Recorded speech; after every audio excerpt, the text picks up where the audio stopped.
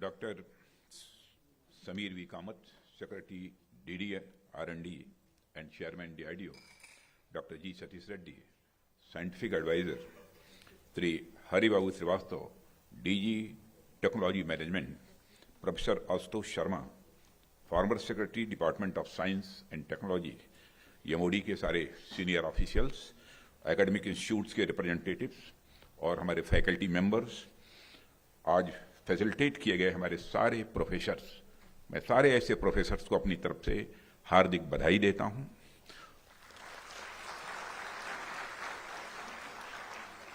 केवल बधाई ही नहीं देता हूं बल्कि हृदय से उनके प्रति सम्मान की अभिव्यक्ति करता हूं। मीडिया के मित्रों, देवियों व सज्जनों, मैं अपने दिल की एक बात आप लोगों के साथ शेयर करना चाहता हूं। जब कभी मैं वैज्ञानिकों के बीच जाता हूं, मैं इसको वर्ड्स में एक्सप्रेस नहीं कर सकता हूं, लेकिन मुझे बहुत ही सुखद अनुभूति होती है। मैं न कभी कोई साइंटिस्ट रहा हूं, न कुछ रहा हूं। हाँ, साइंस का स्टूडेंट रहा हूं, फिजिक्स का स्टूडेंट रहा हूं। और मुझे याद है कि जब मैं एमएससी प्रीवियस में था तो क्वांटम फिजिक्स का एक पेपर हुआ करता था। 50 मार्क्स का वह पेपर था। तो 50 में 47 मार्क्स के क्वेश्चन हमने सॉल्व किए थे और मुझे 47 में 47 उस समय मिला था। आज भी मैं अपनी पीठ थपथपाता हूं। आज भी मैं अपनी पीठ थपथपाता हूं। अब आज हमसे कोई पूछे साइंस के बारे में, टेक्नोलॉजी के बारे में, जो एडवांस रिसर्चेज हो रही हैं उनके बारे में, अब कितना कठिन काम हमारे लिए होगा इसकी आप सहज ही कल्पना कर सकते हैं। लेकिन फिर भी जब आप सब वैज्ञानिकों से मिलता हूं तो मेरे अंदर एक सेंस ऑफ प्राइड, एक गौरव की अनुभूति होती है कि हम देश को आगे ले जाना चाहते हैं और हम देश का स्ट्रेचर भी आज सारी दुनिया की नजरों में भी बढ़ रहा है। तो एक मेजर कंट्रीब्यूशन यदि किसी का है तो आप जैसे वैज्ञानिकों का है। इसलिए ऐसे कार्यक्रमों में आने पे मुझे बहुत ही सुखद अनुभूति होती है और इस कॉन्क्लेव में उपस्थित होना मैं मानता हूं कि हमारे लिए ये बहुत ही गौरव का विषय है। और मैं आप सभी को धन्यवाद भी देता हूं कि आपने मुझे डीआरडीओ और एकेडमिया के पार्टनरशिप जैसे विषय पर अपनी बात रखने का अवसर दिया है। साथियों, अभी मैं इस कॉन्क्लेव की यहां से आने के पहले थीम देख रहा था। इस कॉन्क्लेव की थीम है the need and importance of DRDO academia partnership. मुझे लगता है कि यह कॉन्क्लेव हमें इस बात पर विचार करने का अवसर देता है कि आखिर डीआरडीओ और एकेडमिया के बीच पार्टनरशिप की जरूरत क्यों है।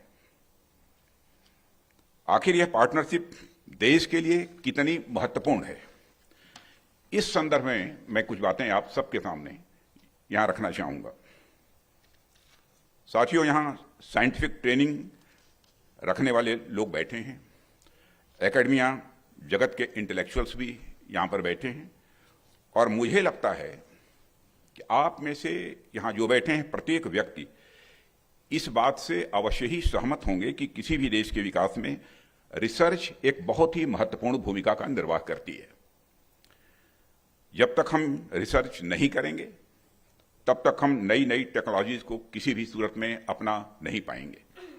और आज का समय अगर आप देखें तो स्वाभाविक रूप से आप ये पाएंगे कि यह एक ऐसा समय है जहां इकोनॉमी, पॉलिटिक्स, सोसाइटी, एग्रीकल्चर और कनेक्टिविटी आदि सभी सेक्टर्स में रिसर्च एंड टेक्नोलॉजी का समावेश काफी हद तक हो चुका है।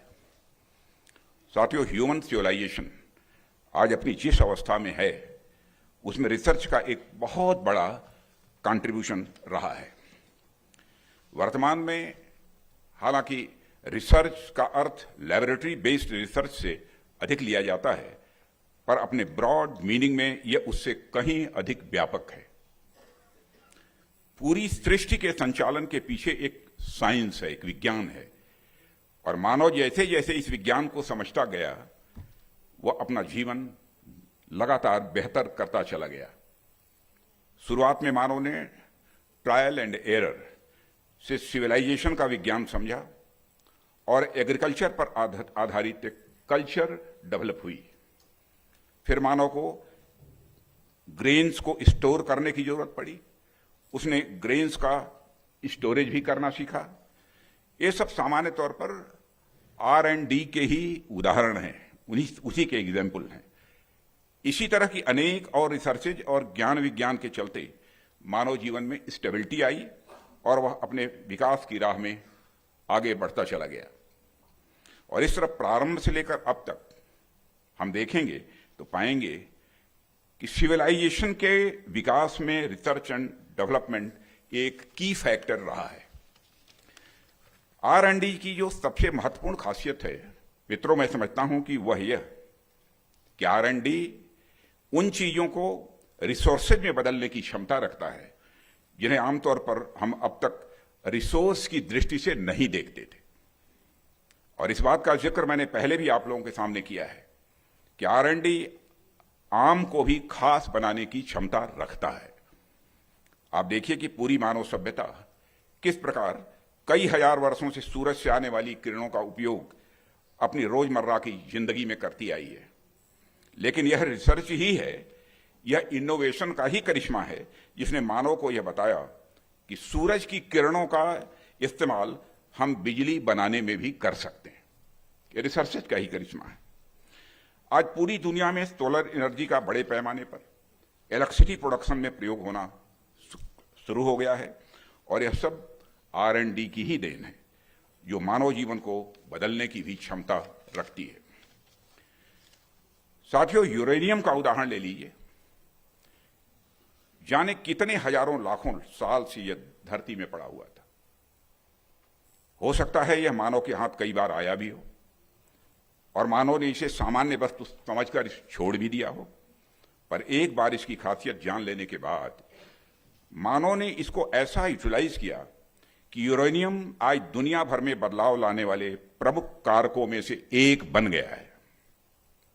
सिविल हो या डिफेंस सेक्टर, यूरेनियम की पावर दुनिया में अपना एक महत्वपूर्ण स्थान रखती है।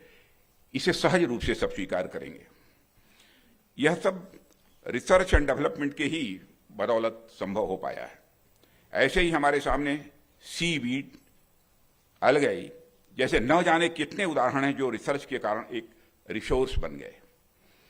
आज जब DRDO और एकेडमिया के बीच पार्टनरशिप नई ऊंचाइयों पर पहुंच रही है तो मुझे विश्वास है कि इस पार्टनरशिप के माध्यम से होने वाली रिसर्चेज अनेक नए रिसोर्सेस को अनलॉक करेंगी और इससे न केवल DRDO और एकेडमिया बल्कि हमारा पूरा देश लाभान्वित होगा, ऐसा मेरा पक्का विश्वास है।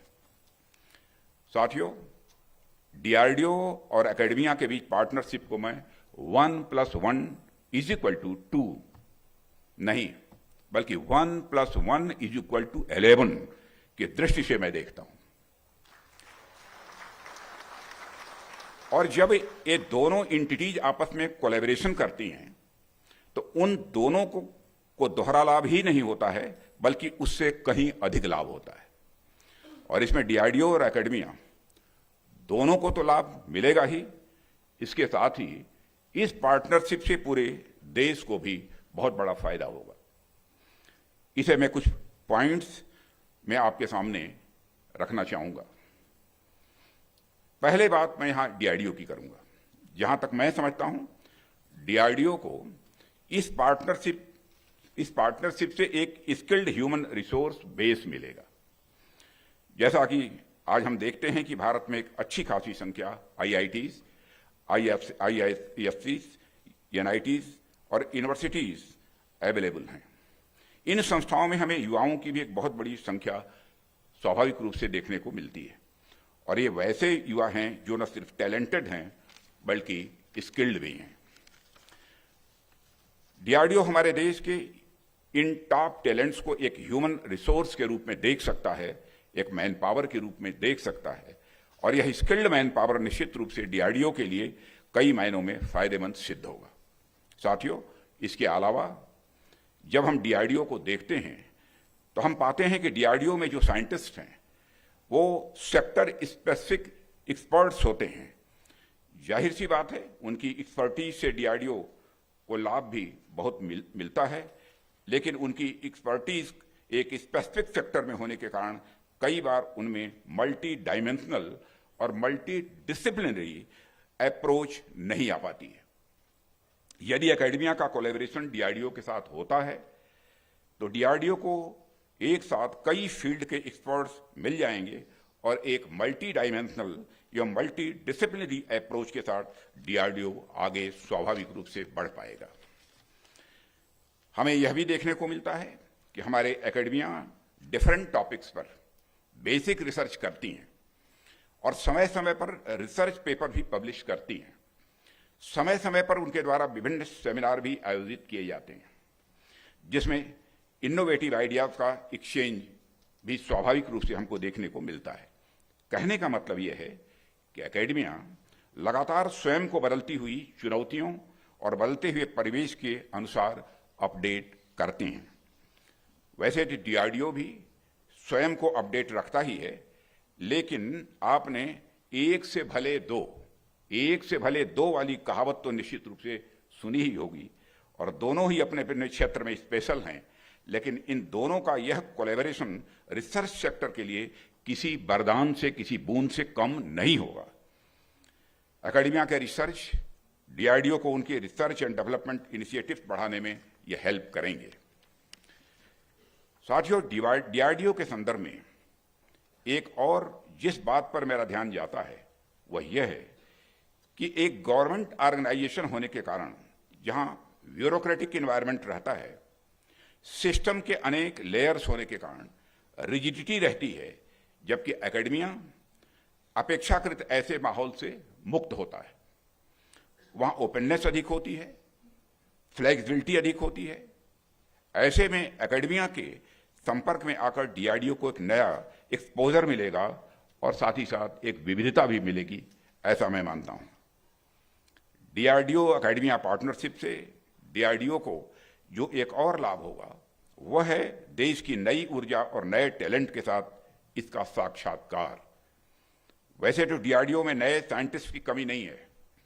यंग साइंटिस्ट लैब के माध्यम से डीआरडीओ देश भर से नए नए टैलेंट लगातार हासिल करता ही रहता है, पर एकेडमिया के साथ कोलैबोरेशन से उसकी इस कैपेसिटी में वृद्धि होगी और डीआरडीओ की कार्य प्रणाली के अंदर एक नयापन भी आएगा। लेकिन ऐसा नहीं है कि यह फायदा वन साइडेड ही होगा। इस पार्टनरशिप का लाभ डीआरडीओ के साथ साथ एकेडमिया को भी मिलेगा। और साथियों, हम जानते हैं नई नई रिसर्चेज के लिए एकेडमिया को फंड्स की कितनी जरूरत होती है। वैसे तो सरकार हमारे एजुकेशनल इंस्टीट्यूट्स को खुद ही फंड्स उपलब्ध कराती है, लेकिन डीआरडीओ के साथ इनकी पार्टनरशिप इन्हें फाइनेंशियल रूप से भी मजबूत करेगी। हमारे एजुकेशनल इंस्टीट्यूट्स के फंड्स का एक बड़ा हिस्सा उनके रिसर्च में यूज होता है। ऐसे में डीआरडीओ द्वारा उपलब्ध कराया गया फंड एजुकेशनल इंस्टीट्यूट्स में हो रही रिसर्चेज को एक्सपेंड करने में सहायक होगा। आप सभी डीआरडीओ के इंफ्रास्ट्रक्चर पर नजर डालेंगे तो पाएंगे कि डीआरडीओ के पास एक बेहद एडवांस्ड इंफ्रास्ट्रक्चर है और आज डीआरडीओ के पास लगभग 50 लैब्स हैं जो देश के विभिन्न क्षेत्रों में स्पेसिफिक सेक्टर में रिसर्च करते हैं। डीआरडीओ के साथ पार्टनरशिप हमारी एकेडमिया को भी डीआरडीओ के उन लैब्स का एक्सेस प्रदान करेगी। हमारे आईआईटीज, हमारे एनआईटीज और आईआईएससी जैसे संस्थानों में हमारे युवा जो थियोरी में सीखते हैं, डीआरडीओ का इंफ्रास्ट्रक्चर उन्हें उसका प्रैक्टिकल करने का अवसर देगा। डीआरडीओ का यह इंफ्रा हमारे युवाओं को कैसा अनुभव देगा जो उनके अंदर के साइंटिफिक टेम्परामेंट को और बढ़ाने में यह सहायक होगा, हेल्प करेगा। साथियों, हमारे एकेडमिक इंस्टीट्यूशंस में अनेक रिसर्चर्स ऐसे भी होते होंगे जो आगे चलकर अपना स्टार्टअप शुरू करने की भी इच्छा स्वाभाविक है, वह रखते ही होंगे। कई बार ऐसा होता है कि वे इस दिशा में कदम आगे बढ़ाने की सोचते तो हैं, पर चूंकि उन्होंने प्रैक्टिकल लेवल पर उतना कार्य नहीं किया होता है, इसलिए उनके अंदर कॉन्फिडेंस जितना डेवलप करना चाहिए, कॉन्फिडेंस जितना आना चाहिए, उतना कॉन्फिडेंस नहीं आ पाता है।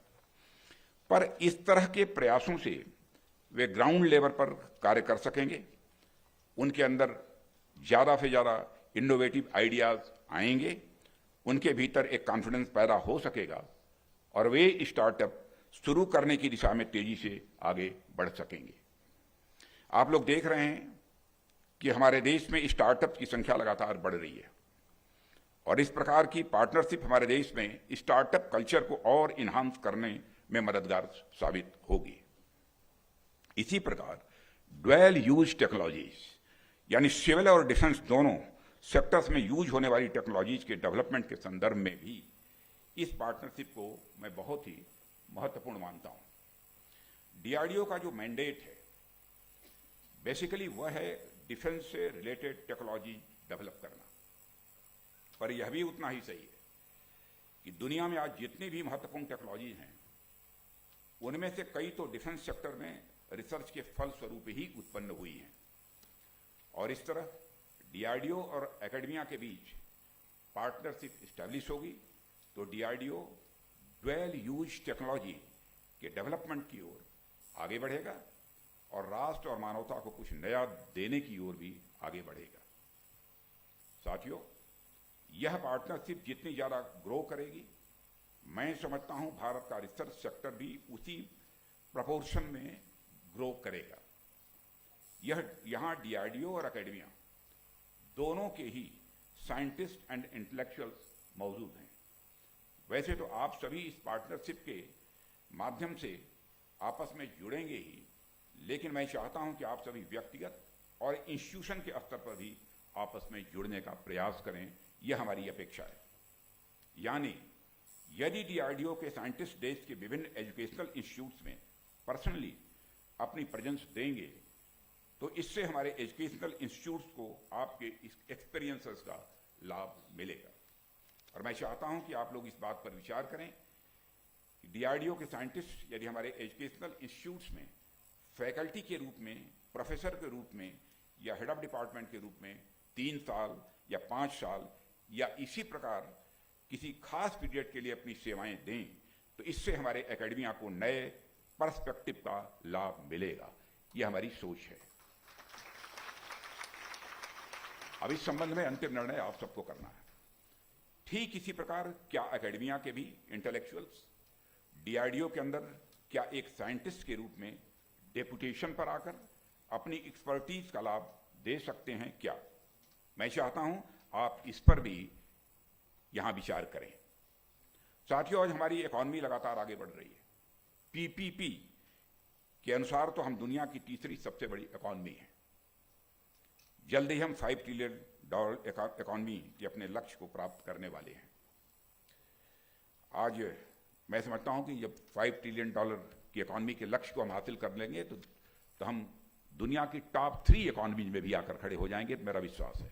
और हमारा देश जिस तरीके से आगे बढ़ रहा है, अब जो आप सबका कंट्रीब्यूशन है, लक्ष्य तो हम लोगों का 2047 तक का है। लोग कहते हैं कि सब मेजर इकॉनमी 2047 तक बनना मुश्किल है। अरे मैंने कहा होगा मुश्किल, लेकिन हम इस कॉन्फिडेंस से आगे बढ़ें कि 2047 आते आते हमारी भारत की इकॉनमी दुनिया की टॉप मोस्ट इकॉनमी होगी, सबसे बड़ी इकॉनमी होगी। यह मानकर चलने में हमको हर्ज क्या है? एक विश्वास के साथ तो हम कदम आगे बढ़ाएं। आज हम दुनिया की सबसे बड़ी सेनाओं में से एक हैं और हमारी सेना के शौर्य और पराक्रम की चर्चा आज पूरी दुनिया में होती है। आप लोगों में से बहुत सारे लोगों को नहीं मालूम होगा कि भारत की सेना के शौर्य और पराक्रम की चर्चा दुनिया में होती है। मैं जाता हूं, बराबर कई देशों में जाना हुआ है, वहां के लोगों से बातचीत हुई है। हमारे देश की सेना के, हमारे चाहे आर्मी हो, नेवी हो, एयरफोर्स हो, उसके साथ लोग एक्सरसाइज करना चाहते हैं, वहां से कुछ सीखना चाहते हैं। ये सबकी इच्छा रहती है। ऐसे में यह हम सबके लिए अनिवार्य हो जाता है कि देश के हितों की सुरक्षा करने के लिए हमारे पास एक टेक्नोलॉजिकली एडवांस सेना हो। और भारत जैसे देश के लिए तो यह इसलिए भी बेहद महत्वपूर्ण हो जाता है क्योंकि हम अपनी सीमाओं पर दोहरे खतरे का सामना कर रहे हैं। आप सबको अच्छी तरह मालूम है। ऐसे में पूरी दुनिया के साथ कदम से कदम मिलाकर चलने के लिए हमारा टेक्नोलॉजी की दृष्टिकोण में एडवांस होना यह बेहद आवश्यक है। और इस एडवांसमेंट का एकमात्र रास्ता है रिसर्च। इसलिए यह समय की मांग है कि डीआरडीओ और एकेडमिया दोनों ही एक दूसरे के साथ मिलकर काम करें। हमारे तो शास्त्रों में भी लिखा गया है, संहति कार्य साधिका, अर्थात एक साथ आकर काम करने से ही सफलता मिलती है। आप इस संदर्भ में रामायण का उदाहरण भी देख सकते हैं। हम सब जानते हैं कि भगवान राम ने रावण का वध करके बुराई पर अच्छाई की जीत का एक मैसेज दिया था, यह संदेश दिया था कि बुराई पर यह अच्छाई की जीत है। लेकिन जब हम राम की यात्रा का आकलन करते हैं तो पाते हैं कि यह कार्य अकेले भगवान राम का ही नहीं था, बल्कि इसमें हमें एक टीम वर्क देखने को मिलता है। राम की सेना में बड़े बड़े महावीर थे। स्वयं भगवान राम, उनके भाई लक्ष्मण, बजरंगबली, जामवंत और सुग्रीव जैसे अनेक योद्धा थे। आप लोगों ने रामायण पढ़ी होगी, जानते होंगे। और यह सब योद्धा अपने आप में बहुत ताकतवर थे, लेकिन रावण जैसे योद्धा को हराने के लिए एक टीम वर्क की जरूरत थी। इतने बड़े बड़े योद्धाओं के रहने के बावजूद एक के टीम वर्क की जरूरत थी रावण को हराने के लिए। एक कोलैबोरेशन की भी जरूरत थी, क्योंकि रावण कोई साधारण व्यक्ति नहीं था। वह उत्तम कुल पुलत्स्य मुनि नाती कहा जाता था। भगवान ब्रह्मा के वंशज में से था। भगवान ब्रह्मा का जो वंशज होगा उसके साथ मोर्चा लेना यह कोई आसान खेल नहीं है, और उस पर विजय प्राप्त करना। उसके खानदान में सभी एक से एक बढ़कर योद्धा थे, एक से एक बढ़कर योद्धा थे। वह स्वयं भी बहुत शक्तिशाली था। रावण के बारे में तो आप जानते हैं, केवल शक्तिशाली ही नहीं थे, ज्ञानवान भी थे, धनवान भी थे और बलवान भी थे। फिर भी मर्यादा पुरुषोत्तम भगवान राम ने उनके ऊपर विजय प्राप्त की। ऐसे शक्तिशाली शत्रु का सामना एक कोलैबोरेटिव अप्रोच और टीम वर्क से ही संभव था, और राम ने करके दिखाया। ठीक उसी प्रकार आज हमारे सामने भी कई बड़ी बड़ी चुनौतियां दिखती हैं, और बात जब देश की रक्षा की आती है तब तो यह चुनौतियां और अधिक व्यापक हो जाती हैं और गंभीर हो जाती हैं। इन चुनौतियों से कोई संस्थान अकेले ही निपट सकता है। इन चुनौतियों से निपटने के लिए जो सबसे महत्वपूर्ण काम हम कर सकते हैं वह है सामूहिक प्रयास और पार्टनरशिप। और हमें बहुत आगे जाना है, एक बहुत लंबी यात्रा भी हम सबको तय करनी है। इसलिए हमारा साथ चलना यह बेहद आवश्यक है। यह 21वीं सदी यह भारत की सदी है। इसलिए 21वीं सदी में हमारे सामने आ रही चुनौतियों का सामना करने में डीआरडीओ एकेडमिया पार्टनरशिप की बहुत बड़ी महत्वपूर्ण भूमिका होने वाली है। और यह पार्टनरशिप भारत को डिफेंस टेक्नोलॉजी में विश्व में अग्रणी राष्ट्र बनाने में सहायक सिद्ध होगी, ऐसा मेरा पक्का विश्वास है। साथियों, इस अवसर पर ज्यादा कुछ न कहते हुए मैं आप सभी का फिर से आभार व्यक्त करता हूं कि आपने मुझे यहां आमंत्रित किया। मैं आपके भविष्य के प्रयासों की सफलता के लिए हार्दिक शुभकामनाएं देते हुए यहीं पर अपना निवेदन समाप्त करता हूं, और पुनः सारे पुरस्कार विजेताओं को पुनः हार्दिक बधाई देते हुए और हृदय से उनके प्रति सम्मान की अभिव्यक्ति करते हुए अपना निवेदन समाप्त करता हूं।